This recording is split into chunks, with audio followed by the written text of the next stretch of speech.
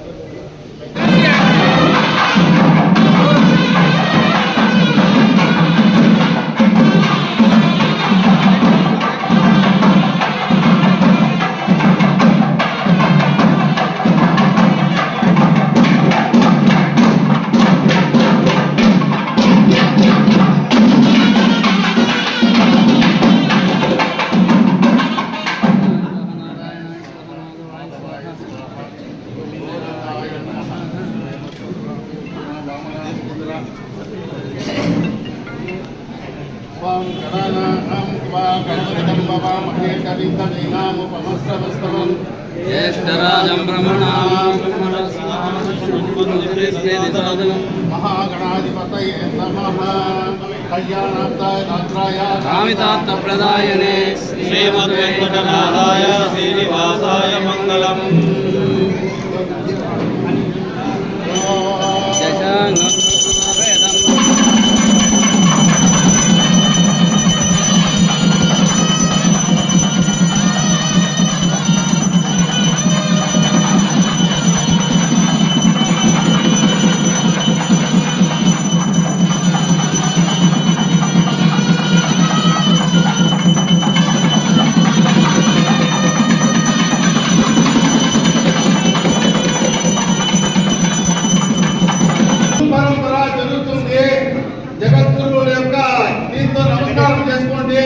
దయచేసి మీరు ఎవరైనా చెవులు వేసుకుంటే కాళ్ళలో చెవులు తీసేయండి. దయచేసి గురు పరంపర జరుగుతుంది. భాగ్య పదవాక్య బ్రాహ్మణ పారావార పారీడ యమ నిమానస ప్రాణామాయ ప్రత్యాహార ధారణ ధ్యాన సమస్తాష్టాంగ యోగానిష్ట తపశ్చక్రవర్తి అనాథ విచ్ఛిన్న శ్రీ శంకరాచార్య గురు పరంపరా ప్రాప్త షట్ర సాంగాగ్రే ప్రతిపాదిక ఐహిక మార్గ ప్రవర్తక సర్వతంత్ర సర్వతంత్ర ఆదిరాజధాని విద్యానగర మహారాజధాని కర్ణాటక సింహాసన ప్రతిష్టాపనాచార్య శ్రీమద్రాజాదిరాజ గురు భూమండలాచార్య ఋషి సుందవరాధీశ్వర తుంగభద్ర తీరాభాస్యే శ్రీమత్శంకర పాద పద్మరాధక శ్రీమజ్జగద్గురు అభినవ విద్యాతీర్థ మహాస్వామి గురు కర్మల సంజాత శ్రీమజ్జగద్గురు శ్రీమద్ మహాభారతీ తీర్థ స్వామినః తత్కమల సంజాత సమజ్జగద్గురు శ్రీ విధుశేఖర భారతి స్వామి నాచ చరణారవిందయో సాష్టాంగ ప్రమాణ సమర్పయామి.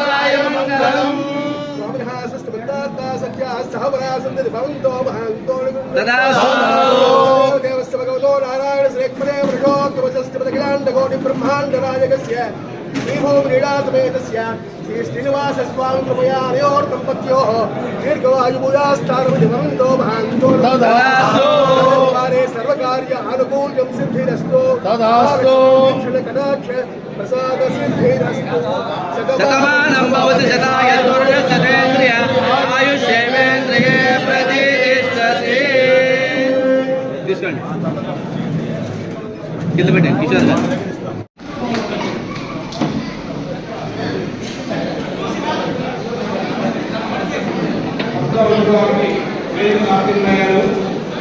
వారికి మన గాయత్రి గ్రామస్థం తరఫున సాధారణ దయచేసి బాపరాలను స్వీకరించి వేదిక గారు మన అధ్యక్షులు వారు పూలమాలను చేస్తున్నారు.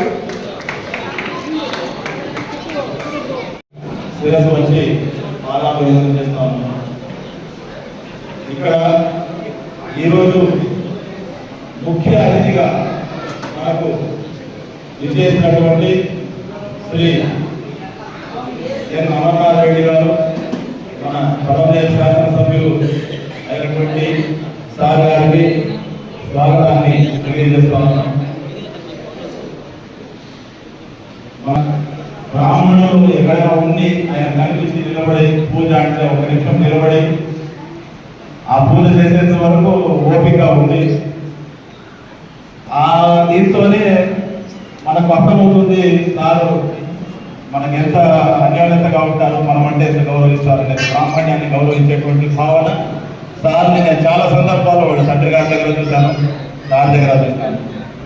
తర్వాత ఈ వేదిక మీద ఉండేటువంటి వైకే రెడ్డప్ప సార్ గారు పెద్దలు, మా తండ్రి గారికి గురువు సారు, నాకు తెలిసి ఇక్కడ చాలా మందికి కూడా గురువు గారు, ఎంతో మందికి విద్యాబోధన చేసినటువంటి మాకు తండ్రి కంటే సమానులు ఇంకా పెద్దలు సార్ గారు కూడా నమస్కారాలు తెలియజేస్తున్నాను. తర్వాత బ్రాహ్మణుల్లో ఉన్నతంగా ఒక ఉన్నతి పదవిని అలంకరించి చాలా మందికి సహాయం చేసి నీతి నిజాయితీగా నిజాయితీనే ఆభరణం అన్నట్టు నిలబడినటువంటి శ్రీ చంద్రమౌళి గారు, సాయంకాలం గారు ఈ హోదా బ్రాహ్మణుల్లో చిత్తూరు జిల్లాలో ఎవరు కూడా బ్రాహ్మణులు హోదాలో కూర్చోలేదు. కాబట్టి నిష్పక్షపాతంగా ఏ రోజు ఎవరి పక్షాన నిలవకుండా నిష్పక్షపాతంగా ఆ సీట్లో కూర్చున్న దానికి అలంకారము అర్హత వహించినటువంటి సార్ గారికి కూడా, చంద్రబాబు గారు కూడా స్వాగతం తెలియజేస్తున్నాం. తర్వాత నమో బ్రాహ్మణ దేవాయ గో బ్రాహ్మణ ఇలాయ జగత్తాయ కృష్ణాయ గోవిందాయ బ్రాహ్మణుడు గోవు లోకహితాన్ని కోరేటువంటి వాడు. ఏదో ఒక శుభకార్యంలో లేదా బ్రాహ్మణుడు పురోహితులు అయితే అందరికీ కల్పించేటువంటి షోడశాలి కర్మల్లో అందులో కూడా మనం కల్పిస్తారు. కాబట్టి ఎవరో ఒక హితం కోరుతూ కిషోర్ గారు బ్రాహ్మణ సంఘ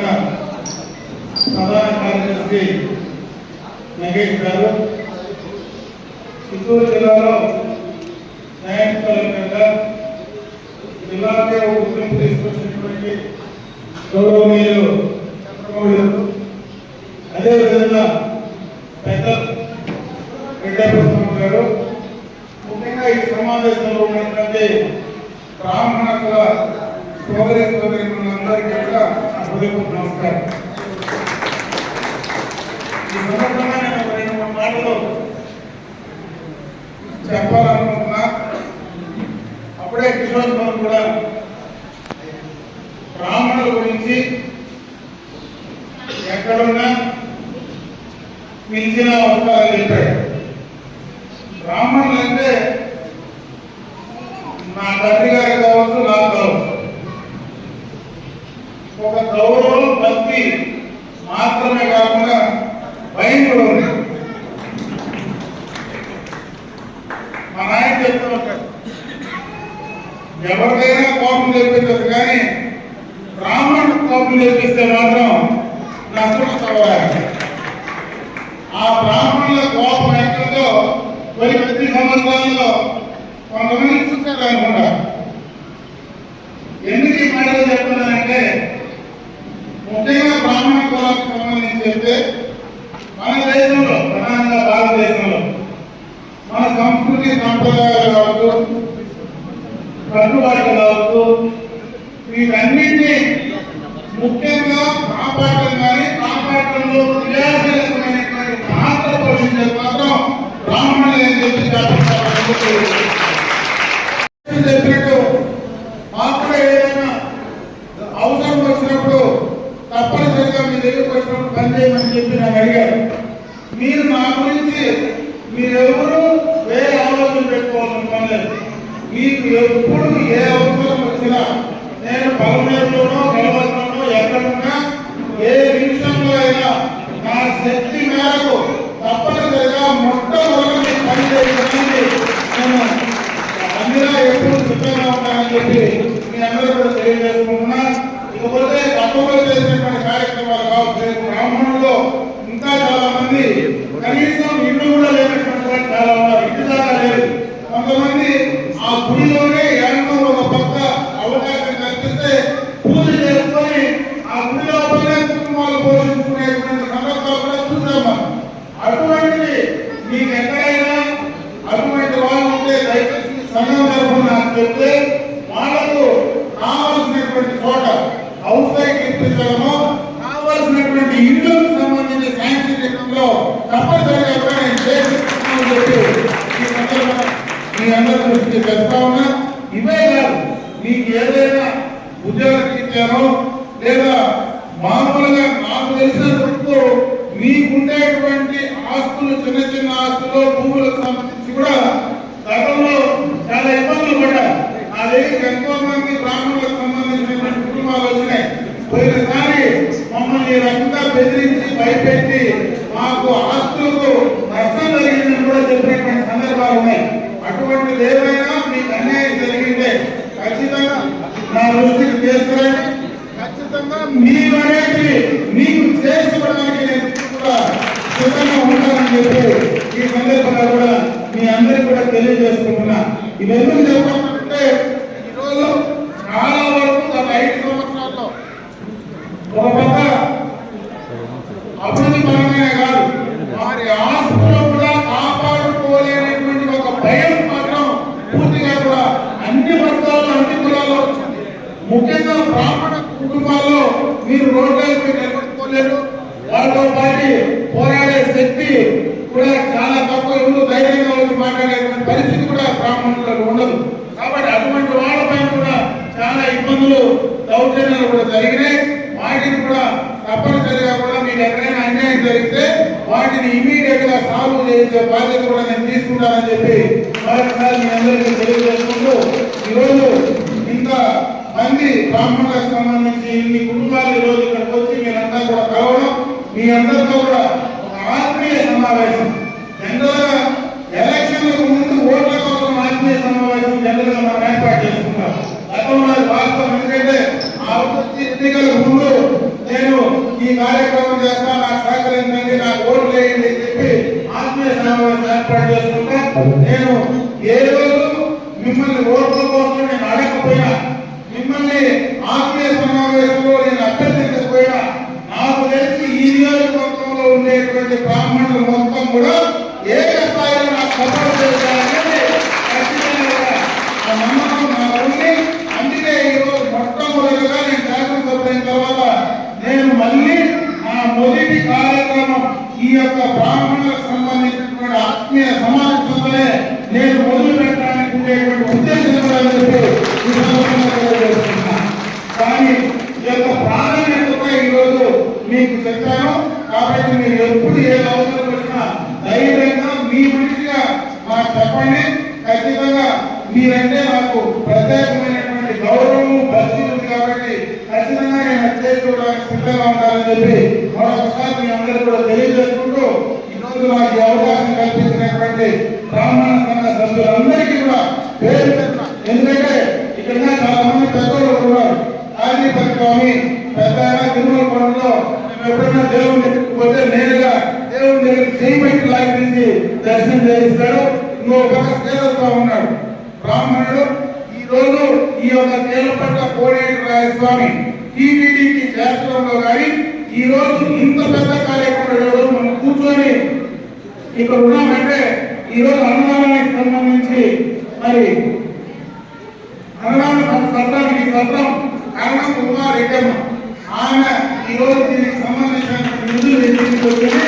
ఆమె వ్యక్తిని కూడా మరి స్వామి దానికి ముందుండి ధైర్యంగా అన్నదానానికి సంబంధించి గత ప్రభుత్వంలో అందరూ ఒక స్కూల్లో పడిపోయినటువంటి స్కూల్లో అన్నదానం పెట్టారంటే ఆ రోజు పెట్టి ఏర్పాటు చేస్తే 5 సంవత్సరాల్లో అన్నదానాన్ని కూడా చేయలేనటువంటి పరిస్థితి గత ప్రభుత్వం కల్పిస్తే ఈ రోజు అదే భగవంతుడు బ్రహ్మాండమైనటువంటి బిల్డింగ్ ఇచ్చి ఈ రోజు మన సమావేశం కానీ అన్నం పూర్తిగా కూడా పెట్టేటువంటి అవకాశం ఆ భగవంతుడు మనకి ఇచ్చినారు. దీన్ని బట్టి అర్థం చేసుకుంటే మనం చేసేది కాదు, మనం ఏం చేసినా ఖచ్చితంగా భగవంతుడు దానికి రివర్స్ చేసి మళ్ళా చేస్తారంటే దీనికి సంబంధించిన ఉదాహరణ అని చెప్పి సందర్భంగా కూడా తెలియజేసుకుంటూ ఇట్లా మంచి కార్యక్రమాలు చేసేవాడు కూడా మీలో చాలా మంది ఉన్నారు.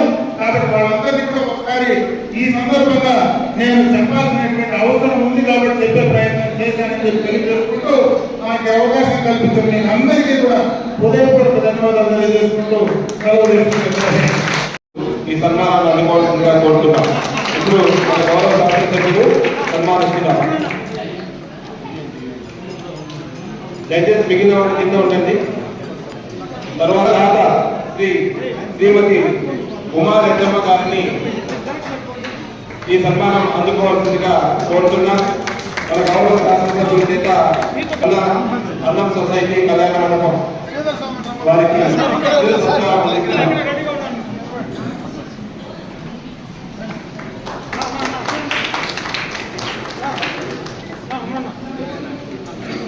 అదేవిధంగా మరి ఈరోజు ఇక్కడ అన్నదానం జరుగుతూ ఉంది అంటే అన్నదానం నిలిపేసిన సమయంలో ఆమె రెడ్డమ్మ గారు మీరు బాధపడద్దండి, మీరు ఎందుకు యోచన చేస్తున్నారు, నా స్థలం ఉంది, నా గోశాల స్థలము, మీరు ఇక్కడ చేసుకోండి అని చెప్పి సహృదయంతో ఆమె మమ్మల్ని పిలిచి ఇంత పెద్ద స్థలాన్ని ఉచితంగా మన అన్నం సొసైటీకి చేసిచ్చారు. ఆమెకు సర్వదా సహస్రంగా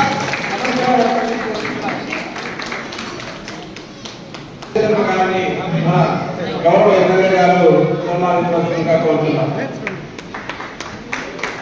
ఇప్పుడు మన శ్రీధర్ శర్మ గారికి గౌరవ శాసనసభ్యులు గారు సన్మానం చేస్తున్నారు.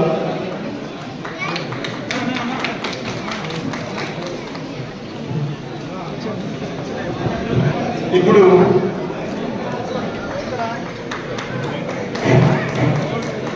శ్రీ మోహన్ రెడ్డి గారు మన ప్రాంతం వారు కాకపోయినా ఎక్కడైనా ముందు నేనున్నానని చెప్పేటువంటి ఆయన ఈరోజు ఈ యొక్క ధార్మిక మందిరం కట్టడానికి అన్ని విధాల మేము ఇక్కడ ఏదో రేకుల షెడ్ వేసుకున్నారంటే రేకుల షెడ్ ఉండదు స్వామి, 10 ఏళ్ళకు పోతుంది. నేను పక్కా బిల్డింగ్ కట్టించిస్తానని చెప్పిన మహానుభావుడు పవన్ రెడ్డి గారు. వారు ఎక్కడ దైవ కార్యం జరుగుతుంటే ఆయన ముందున్నాడు, ఆయన పనులు మాత్రం ముందర బాగా కనిపిస్తూ ఉన్నాయి. అటువంటి మహానుభావుడికి సన్మానం చేయడం నిజంగా మాకు కూడా అదృష్ట వాక్యంగా భావిస్తున్నాము.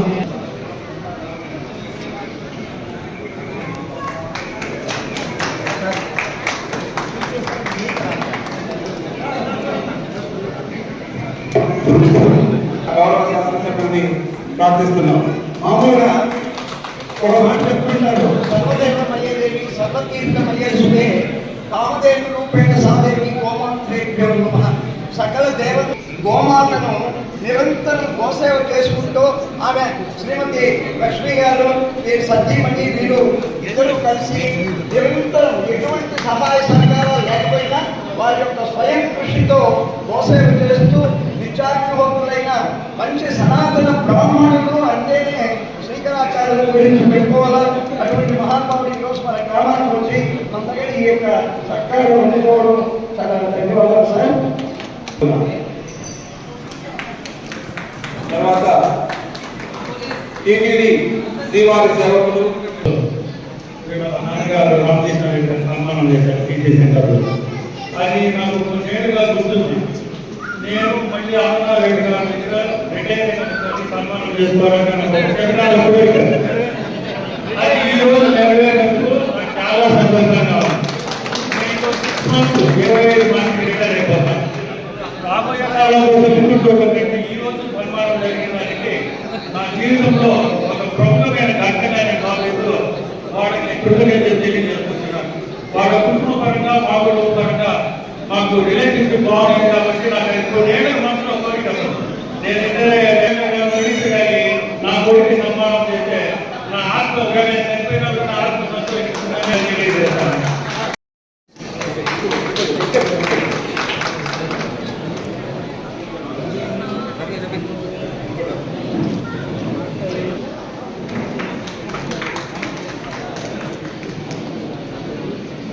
పెద్ద తర్వాత విశ్రాంత ఉపాధ్యాయులు ప్రార్థిస్తున్నాం.